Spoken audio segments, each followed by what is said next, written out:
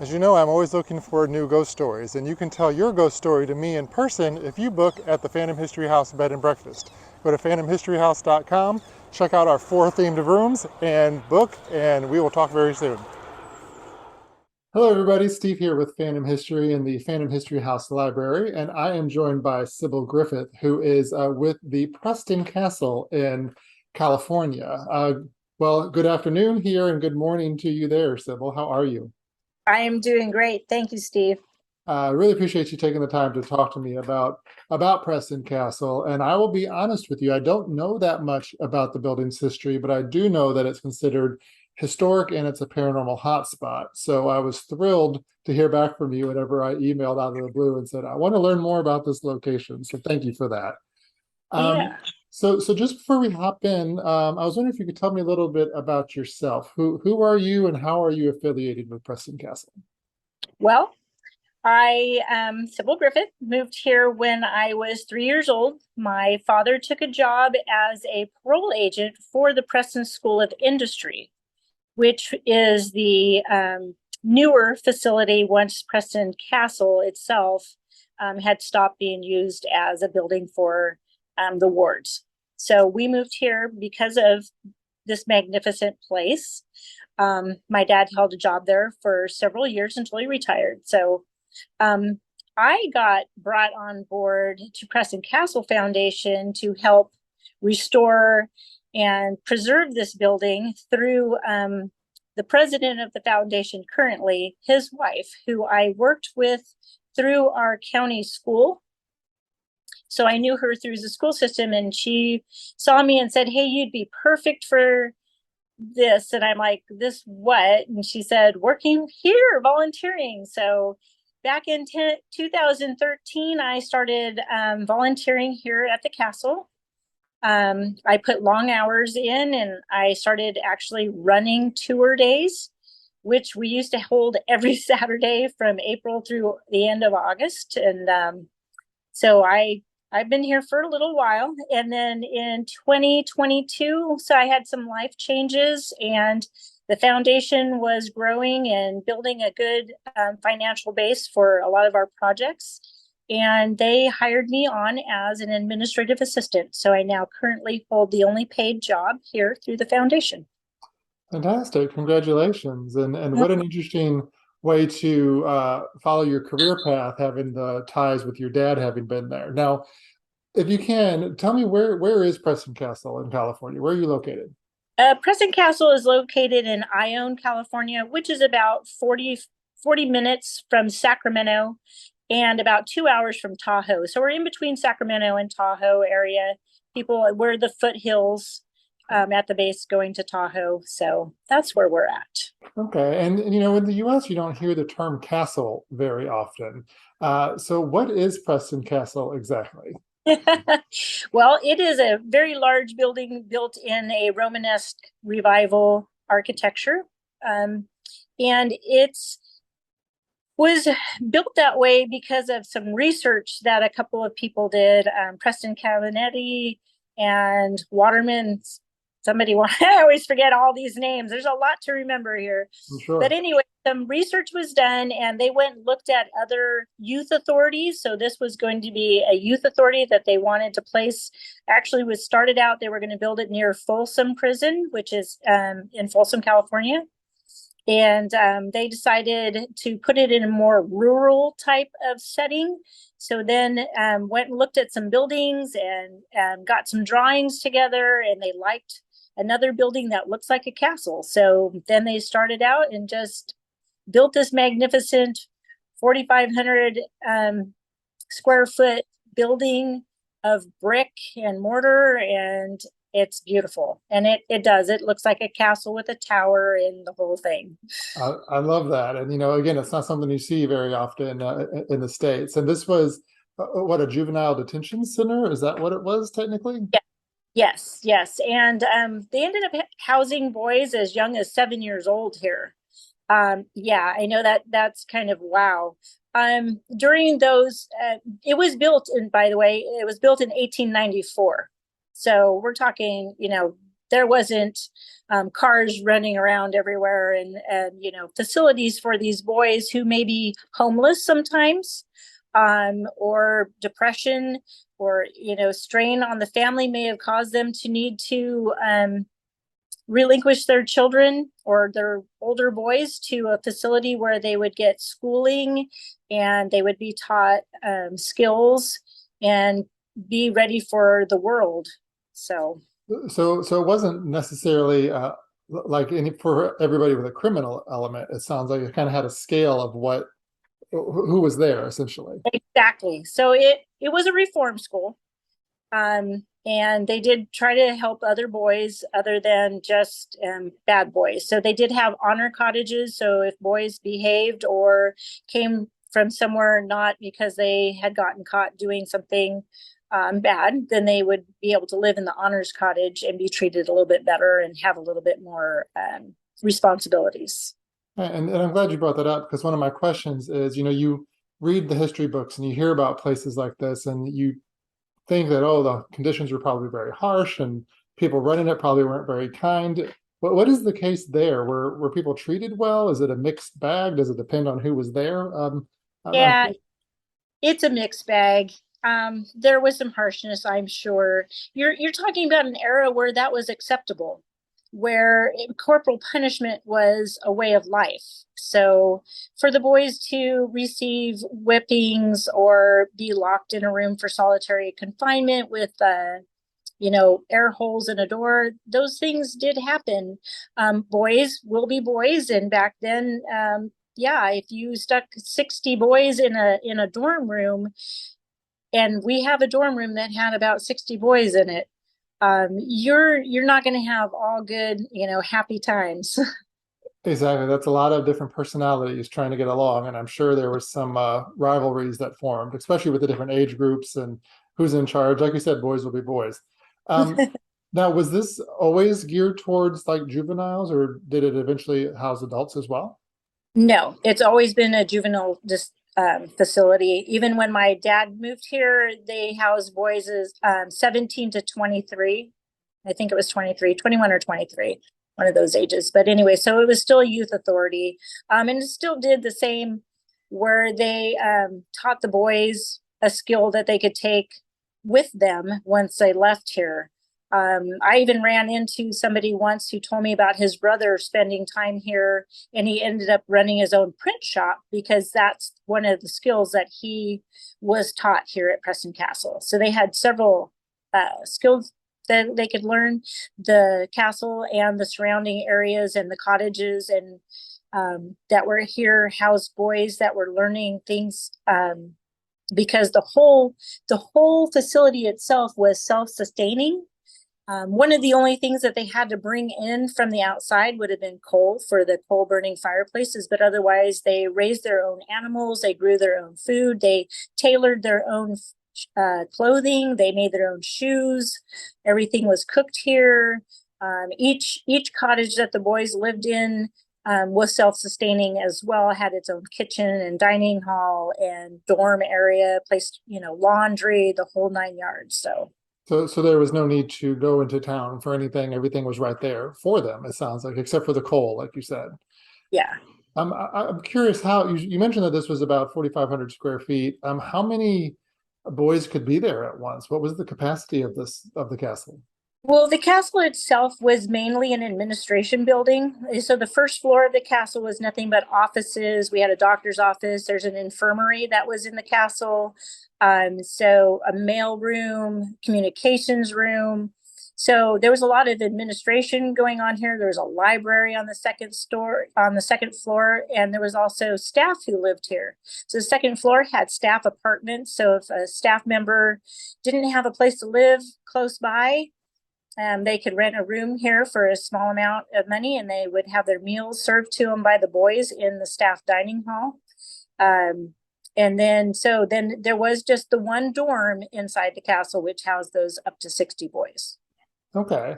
And I was just envisioning, having these boys bring me my meal. I would want to stay on the boys' good side if they're feeding me. Oh, yeah, definitely. Huh? Yeah, I want them to like me if they're bringing me my food. But I love how it is a place for learning different trades in order to get ready for the outside world. Now you said this was built in the late 18 or the mid 1890s. How long did this facility serve that role? So it from 1894 all the way to 1960, there were people in the castle. In 1960, they closed the doors, and administration stayed in the castle for a couple years more. But the boys were no longer housed in the castle, and they went down to the newer facility. Okay. And what happened to the castle after the administration part ended? Did it remain, was it just sealed up? Did it remain active in any way? What happened was the reason it was closing was one of our governors decided that this was not working. So they were going to tear the building down. So it was scheduled to be torn down, and it was townspeople were given the opportunity to come up here and take whatever they wanted to. I believe in the beginning they sold off like furniture and those kind of things, and then the state just said, okay, now you guys can come up and take whatever you want to. And they took things like the wainscoting and marble countertops and those kind of things. And the most important thing that they took was the slate roof off of the castle itself. So Wow. then it was just kind of up here, not being monitored, and rain and weather dumping into the castle. And so when the foundation came into play, I believe that the first foundation, is there's been more than one, was back in 2005, and they cleared out all the debris. So they started clearing out the debris. The front covered porch had to be torn off because it was just falling apart. So we've done a lot of work since I've been here on restoration of things. I've seen a roof be put on. I've seen gutters manufactured to try and get the rain away from the building, and several things like that. So And that's such a long time for a building like that to sit empty and unmonitored. And of course, we know the history of it up to a point, but who knows what happened in there during those times, who was squatting there, who was staying there. Is it on the historic registry now? Is that how yes, this? yes, it is. Okay, good. I'm glad to hear that. Because they don't make them like that anymore, as they say. And you have a lot of experience there. You've been there, you said, since 2013. Do you get a chance to kind of walk around the building and the grounds and kind of? I'm assuming you know the layout pretty well. I know the layout pretty well. And in fact, today, after I get done talking to you, we have tours tomorrow. And what I do every Friday before tours is I walk through the whole tour route, and I check for things, make sure that our chains are up, because we have a tour route marked by chains and barriers, and I make sure all the barriers are in place, and I clean up anything that might have happened. In fact, I have a fun story. I was here.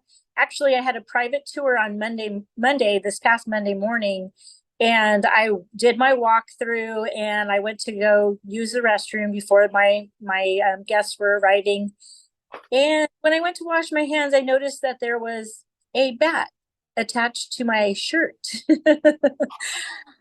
Yeah, so it was a bit of a scary experience having this bat clinging to your shirt, and my heart was racing, and I had just been texting with the foundation president, letting him know a couple of things that I found that were out of place. And so I texted them and said, this just happened. I don't know what to do. So I sent them a picture, a selfie of myself, because I'm frozen. And they're like, can you take your shirt off without and wrap the bat in it? I'm like, I don't know if I could do that. I did. And it turns out that the bat actually was dead and had fallen from somewhere above me, and I never noticed it. It had caught on my name tag and had stuck there perfectly, so it looked like I had this bat clinging to me. Wow, what are the chances of that landing right in that point? That's amazing. Yeah. And I know that that places like this are innately eerie and creepy anyway, just because of their age and what they've been through. So that adds to that element, of course. But I know that it's also considered a very paranormally active location. Do you think the building's haunted? I always tell people when they ask me, do you think the building's haunted? I say no, it's not haunted, because to me the word haunted means that there are these spirits that don't like you and they want you to go away, so they do mean, malicious things.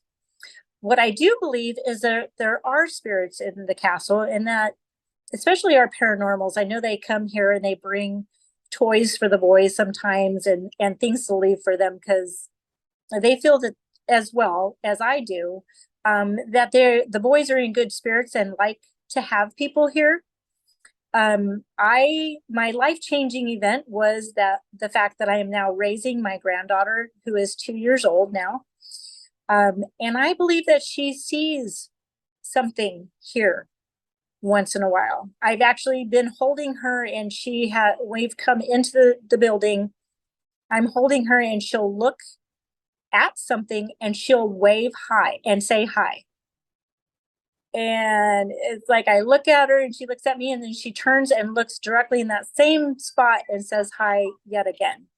So yes, she's seen something. And then yesterday we were walking up the stairs, and she kept looking behind her and looking behind her as we're going up the stairs. And I hadn't turned on the lights in the lower level, so it was kind of dim.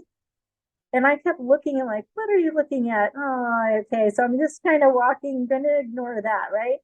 And then I hear the steps behind me creak.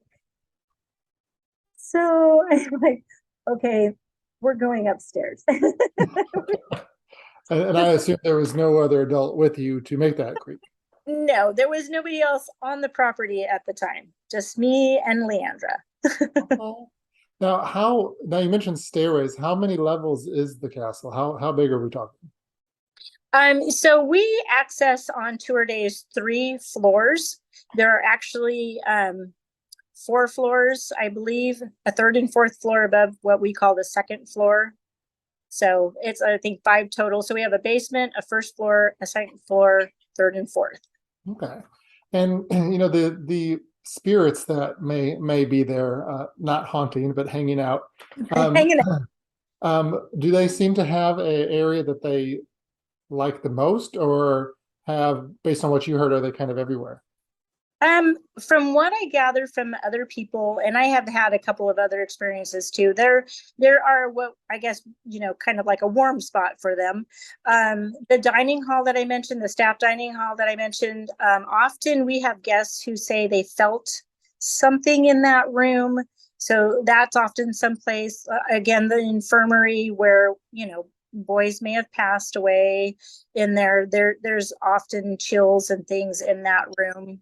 We also have in the basement the plunge bath, which is where the boys had to be deloused. And that area is near the staff kitchen. And there's often some feelings and some vibes down there as well.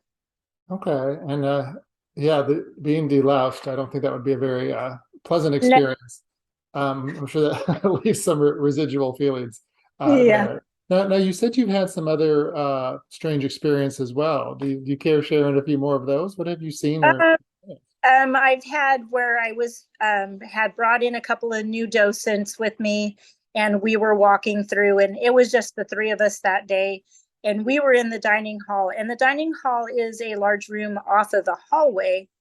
And we were in there, and at the same time, we all 3 turned and looked at each other, because we had all heard footsteps in the hallway. And we all looked at each other and we're like, did you hear that? Oh, yes, I heard that. And we all peeked out into the hallway. There's nothing there. And then there would be the time that I was with a friend of mine who we were doing. When I first started working, I did do a couple of tours when we did haunt tours. And we were walking through, and something grabbed my leg. There was nothing there. Now, was this like while you were climbing steps or something, or where did it grab you? We were just standing and we were talking with some people, and something grabbed onto my leg. And yeah, that was kind of creepy. And, guess so. and then there would be the mysterious music box, which is in the room that I staged. So several of us have adopted rooms throughout the castle and staged them to kind of give everybody an idea of what it might have looked like when somebody stayed there. Whether it's the dining room or apartments and those kind of things. And I had a friend who volunteered here who gave me a music box that she had had for several years that was her grandmother's, and it had never played for her. And she had tried to have it fixed. And she's like, well, I was going to give it away, but thought, you might want it in your room up there. And I said, yeah, I'd love to have that music box. And so I put the music box in my room, shared the story with another friend of mine. And she goes, I want to see the music box. And I'm like, okay. So we went up there to see the music box. She goes, it doesn't work. And I said, no, I've tried winding it and everything, and it doesn't work. And I lifted the lid, and lo and behold, da da da da da da. Then I started playing this song, and I'm like, it's never done that. So, and now that's part of one of my stories when I give a tour is, I like to mention the music box that never played but now plays in this room. And I like that because, like you said, the boys that were there were learning different trades, and maybe one of them learned how to repair something like that and has done that for you as a favor. Well, I appreciate that then. That means they like you, which means you would have gotten good food if you were if you were sitting there with them. Now, I know that there are paranormal investigations and tours and everything that go through there. How does that work usually? Do investigative teams kind of like spend the night and book the place for the evening? How does that usually work? So basically, you can do a public paranormal tour or a private paranormal tour. And we've been doing scheduled twice a month, April through July, I think, because it gets really warm in here. So they don't want to do August. So our last one is actually going to be this Saturday. Public tour nights are open to anybody who just goes on there and buys a ticket for that evening. The private ones are generally like a group of investigators, up to 15 people will book the night for them and their whole crew. And they'll come through and they can bring whatever kind of devices they use to seek out paranormal activity. Mm-hmm. We do sometimes host private ones that are not on our schedule. So if someone calls in and they have a group and they would like to book a night. So it all depends sometimes on whether our volunteers are available for that night. Paranormal nights run from 7 until 2 a.m. So, which is perfect. That's the eeriest time to investigate, of course. And I know spirits aren't limited to certain times, but that always sets up the really good vibe. And I'm sure that the place is empty at that time too. Your daytime tours or whatever aren't happening. Now, I know that you're more on the administrative side of things, but have any paranormal investigation teams shown you anything, or do any stories from some of their experience stand out to you that you've heard that you think, okay, there's something going on here? Nobody has shared anything with me. That would probably be something that the paranormal team might be able to share with you. I also know that one of the paranormal team likes to journal any kind of stories or happenings that happens like on a tour night, or even sometimes when she's just here. So she has some stuff written down that might be fun.